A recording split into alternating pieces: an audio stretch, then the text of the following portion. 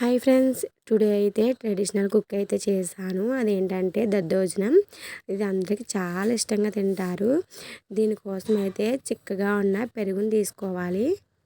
పెరుగులో లైట్గా వాటర్ వేసి చిలకండి సరిపోతుంది. ఇలా చిక్కగున్న దాంట్లో అయితే కలిపితే రుచిగా ఉంటుంది. సో ఇప్పుడైతే శనగపిండిని తీసుకున్నాను. శనగపిండిని అయితే ఒకసారి జల్లెడైతే పెట్టేసుకోవాలి. ఇలా ఈ శనగపిండిని అయితే ఫస్ట్ కళాయి తీసుకొని ఆ కళాయిలో ఆయిల్ కూడా ఏమి వేయనవసరం లేదు. ఈ శనగపిండిని అంతా కూడా అందులో వేసేసుకోండి. దీనికి కొలతలు ఏమి అవసరం లేదు. ఇలాగా వేయించుకుంటే సరిపోతుంది. పైన చూపిస్తున్నాను చూడండి. ఇలా రంగు మారేంత వరకు కూడా వేయించుకోండి. బాగానే ఫ్రైగా చేసుకోవాలి. దగ్గరుండే దీన్ని కలపాలి, లేదంటే మాడిపోతుంది. అలా కలుపుతుంటే మనకి కలర్ అనేది చేంజ్ అవుతుంది చూడండి. ఇలా వచ్చేంత వరకు వేయించుకుంటే సరిపోతుంది. లేదంటే కనుక కలర్ బాగా బ్లాక్ వస్తే మాడి వాసన కింద వస్తుంది. ఈ విధంగా వచ్చేసరికి మనం గ్యాస్ ఆఫ్ చేసుకుంటే సరిపోతుంది. వేరే బౌల్లోకి అయితే ట్రాన్స్ఫర్ చేయండి, లేదంటే కలర్ ఇంకా చేంజ్ అయిపోతుంది వేడి వల్ల. దీనికి కావాల్సినవి పచ్చెనపప్పు, మినపప్పు, జీలకర్ర, ఆవాలు, కరివేపాకు, పచ్చిమిర్చి, ఎండుమిర్చి, అల్లం చిన్న చిన్న ముక్కలుగా కట్ చేసుకోవాలి.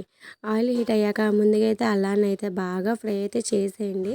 రంగు వచ్చేంత వరకు కూడా బాగా ఫ్రై చేసేయండి. ఇందులోనే పచ్చిశనగపప్పు అయితే ముందుగా వేసుకోవాలి. పచ్చిశనగపప్పు, మినపప్పు కూడా వేసేసుకోండి. ఫ్రై చేసేయండి వీటిని. ఇందులోనే పచ్చిమిరపకాయలు కూడా వేసుకొని ఫ్రై చేసేయండి. అలాగే కరివేపాకు, జీలకర్ర, ఆవాలు వేసేసుకోవాలి. ఇందులోనే ఎండుమిరగాయలు కూడా 3 ఎండుమిరగాయలు అయితే వేసుకున్నాను. హాఫ్ స్పూన్ అయితే పసుపు వేసుకోవాలి. బాగా అయితే ఫ్రై చేసేయండి. స్టవ్ ఆఫ్ చేయండి. ఈసారి ఇందాక మనం మజ్జిగని రెడీ చేసుకున్నాం కదా, ఈసారి అన్నాన్ని అయితే అందులో వేసుకోవాలి. మీకు చల్లారిపోయిన అన్నం అన్నా పర్లేదు. వేడి అన్నం అయితే కనుక 5 మినిట్స్ ముందే ప్లేట్లోకి చల్లారబెట్టుకోండి. అన్నాన్ని ఇందులో వేసుకోవాలి.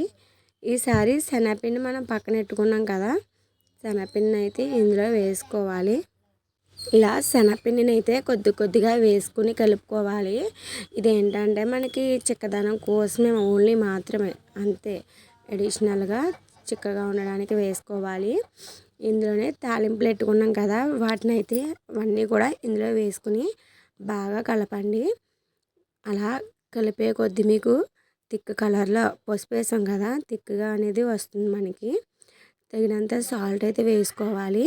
సాల్ట్ వేసుకున్నాక ఒకసారి మొత్తం అన్నిటిని కూడా కలిపేసుకోవాలి. రుచి చూసుకోండి, సరిపోలేదంటే సాల్ట్ వేసుకోవచ్చు మళ్ళీని. సో మనకి దద్దోజనం రెడీ అయిపోయింది. చూడండి ఎంత బాగుందో. మీకు కూడా తినాలనిపిస్తుందా? ట్రై చేసండి, ఎలా వచ్చిందో ఏంటనేది నాకైతే కామెంట్ చేసి చెప్పండి. చాలా సింపుల్ రెసిపీ అండి ఇది. మన ఇంటికి చుట్టాలు వచ్చినప్పుడు కూడా వాళ్ళకి ఈజీగా 5 మినిట్స్లో రెడీ చేసి పెట్టచ్చు.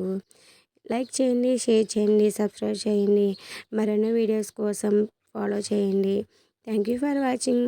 మన వీడియోస్ని అయితే పంపించండి ఎవరికన్నా. బాయ్.